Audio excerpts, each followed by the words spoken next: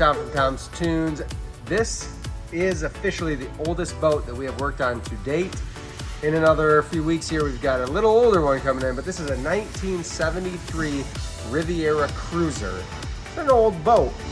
This is about 18 foot long, the pontoons are, and we're gonna extend the deck. A lot of customizations on this boat. It's on an electric only lake. So this one, we're actually gonna strip the transom off. We're gonna extend the back deck to give them more floor space. And we're gonna install a bow mount trolling motor. It's a fishing boat. It's gonna have some DeckMate premium seats on it. It's gonna be a really cool boat when we're all said and done. But let's get a look at these railings. These are original with the boat. However, this logo is not. If you're from a Big Ten school area, you know this is Michigan State. We're not keeping this theme. It's getting new railings, new vinyl floor, probably gonna go with some new deck trim as this is way outdated, some real old stuff. And then coming around the back, some water in this port pontoon. So we're gonna drain that, at least see if we can get it drained out, see if we can find the leak. But it has those typical Riviera Cruiser cone pontoons. We're gonna add another bracket here on each side of the pontoon so that we can extend the deck all the way back. It's gonna give them an extra about 18 inches of deck space. Plus we'll be getting rid of this enclosure portion. I don't even know if that's secure. And we'll have more walk around space on the back of the boat as well as the front. It's gonna be fishing, cruising, everything. Marty's gonna tear this thing down right now. There was a couple fun things on this one if we come up front. When you're doing AstroTurf, you can use roofing nails, I suppose. Don't worry about stainless. I think it's over on this corner.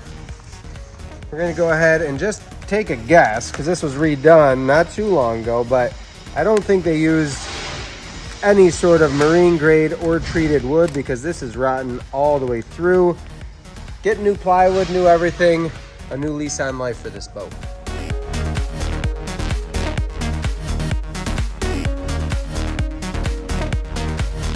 Holy moly. This might be 1973 plywood. There was even some old outdoor carpet left underneath the rub rail. It's a doozy. What you got there, Marty? Oh, this would be some laminate wood luan. Luan? Wood? Yeah. A thin underlayment on top of the old deck. There's still plywood underneath, but why not lay some not moisture resistant luan on top? We have to remove this so this doesn't cavitate anymore. We're back. This, you would not even believe it.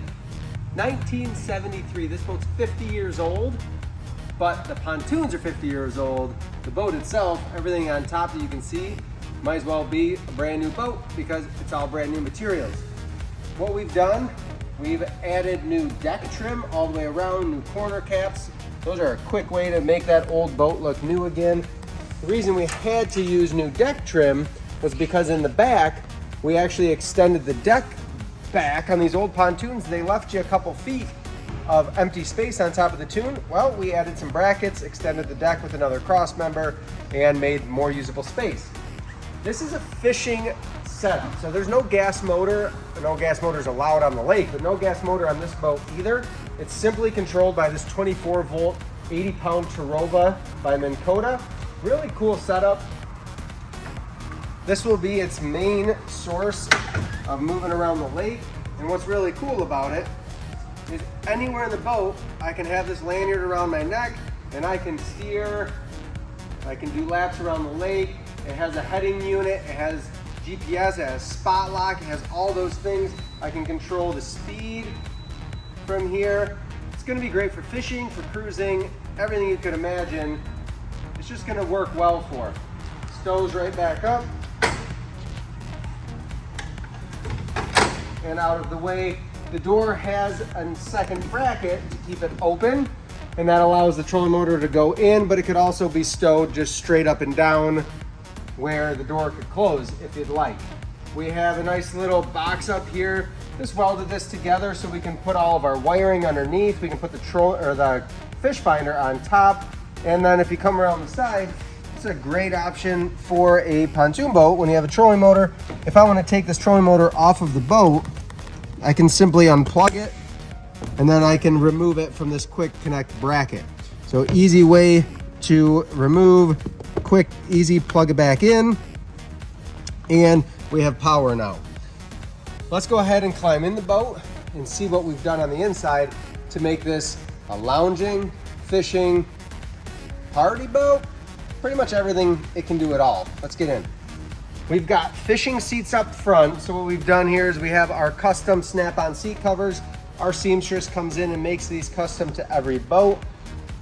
We have a fishing seat right into a lounger with a corner seat. So these seats are actually mirrored on each side. Rectangle table in the middle with plenty of room to walk around. This is an 8-foot wide boat. And then what we've done with our switch panel, because there is no console, is it's back here. So we have a switch to power up a charger. We have a switch for our navigation lights, our interior lights for evening cruises. And then we also were able to put on a switch for our fish finder, and then as well our docking lights that are mounted on the very front of the boat.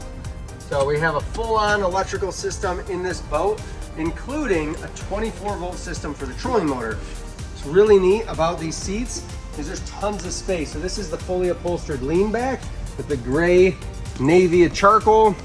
A full 27 class deep cycle easily fits in here. And then if you look in farther, we have and they even make a quick side where I can just plug an extension cord right in there. It doesn't get any easier than that to make sure that your batteries are topped off.